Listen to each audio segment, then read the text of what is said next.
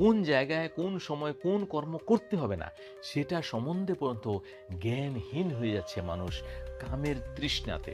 অর্থাৎ এই কামজনিত ব্যাপারে যে সমস্ত পাপ শরীরের মধ্যে জমে আছে তারা এই একাদশী অবশ্যই পালন করুন, তাহলে এই সমস্ত পাপ থেকে মুক্তি পাবেন এবং ব্রহ্মহত্যা পাপ থেকে মুক্তি পাবেন। তাহলে আসুন এর ভিতরে গভীর কথা কি আছে সেটা বলবো। শ্রী শ্রী কামদা একাদশীর ব্রতটা পড়েছে আপনার 14ই চৈত্র অর্থাৎ আগামী রবিবার অর্থাৎ আগামীকাল, এবং ইংরাজি হচ্ছে আপনার 29শে মার্চ 2026। পালন হচ্ছে পরদিন আপনার সকাল সকাল 7টা 38 মিনিটের মধ্যে।